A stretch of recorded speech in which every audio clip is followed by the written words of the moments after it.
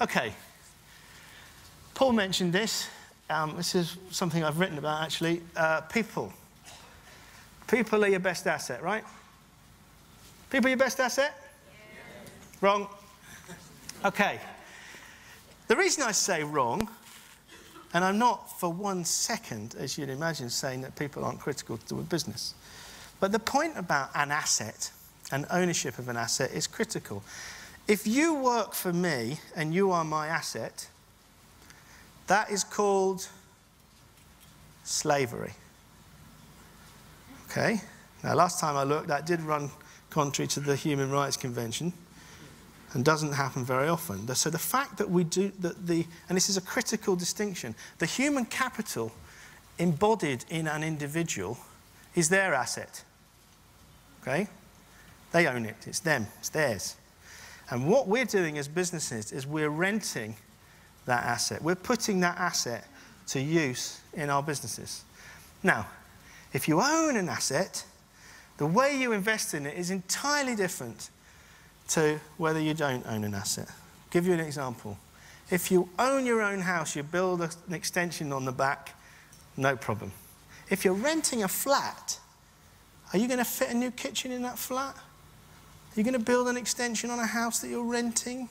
No. What you might do is you might, for consumption returns, you might repaint the whole house so that because you're going to live in it for a year and you want it to be the way you want it, but you're going to invest for consumption return and you're not going to invest for capital return. Now, that's a really important distinction because what it means is, in our business at least, and I would recommend in any business, you need people on your team who recognize that they are their own asset and want to improve themselves. Because the fact is, whether you like to admit it or not, you are more likely to invest in something that you own than something that you don't own, even if you are renting it.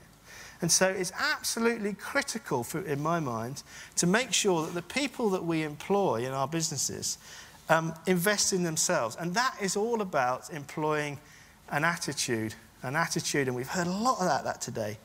It's a lot about, we heard about, I think, Paul was mentioning about Keith saying, next door saying, he's gone into this fantastic business, but he's still trying to move it forward, because that's all about attitude. Now, the people that we employ, we need that attitude in them because while we don't own the individual people, what we do own is the team.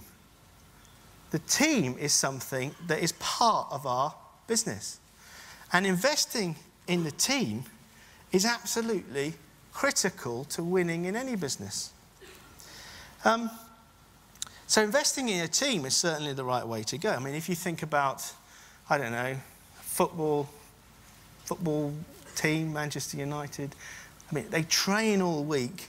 They have the advantage of only playing on a Saturday. We all have to play every day and train in the gaps, but they train all week and then they play on a Saturday. And they train together as a team to work more effectively as a team. That is your asset, is the way your team plays together, I would suggest. And it's a bit like a band. So what I was going to do now is, with a little help from Led Zeppelin. Everybody Led Zeppelin fans? Yeah, I hope so. A little help from Led Zeppelin. I'm going to ask you in a moment to close your eyes, and I'm going to play you 3 tracks. I love music. I think music captures all sorts of thoughts and emotions together in one way that allow us to compare things. So what I'm going to do is play you 3 short tracks at the moment. And what I want you to do is, with your eyes closed, just listen to each one. And then at the end of it, I'm going to look for a show of hands. Who thinks their business is like track 1? Who thinks their business is like track 2? And who thinks their business is like track 3? Okay? So if you just close your eyes for a moment, let's give you a couple of seconds. The light's going down. Right. Track number 1. Listen to it surge. Hey, hey, mama said the way you move gonna make you sweat, gonna make you groove.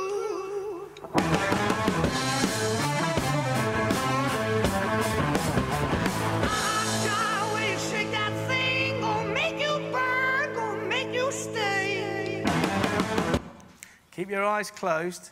So imagine working in that environment. You're surging from one thing to the next for a pause, and you're surging on to the next one.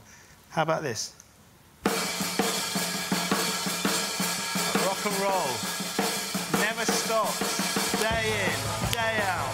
Fast. Keeps going. Pace never changes. So we've had surging from one to another. We've had out-and-out rock and roll. Is this you?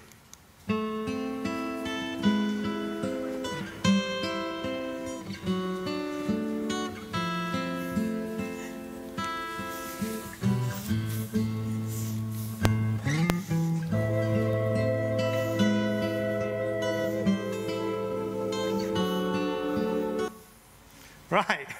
Let's have a quick show of hands. Who's Black Dog surging from one thing to another? Track one. Okay. Who's rock and roll never stops? And who is living life on the stairway to heaven? Right. Well, that's interesting. It's about a third, I would say. Now, the point about this, thank you for that. The point about this is any of those modes, any of those pieces of music, any of those ways of working and living are okay, they're fine. And in fact, this is the same band. These are the same people playing the same instruments, but they're deciding to play a different tune. Okay?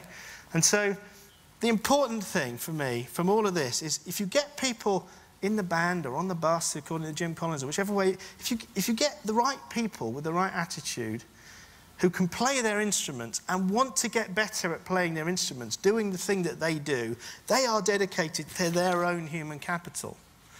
And you then invest in the ability of people to play together, then you can make beautiful music.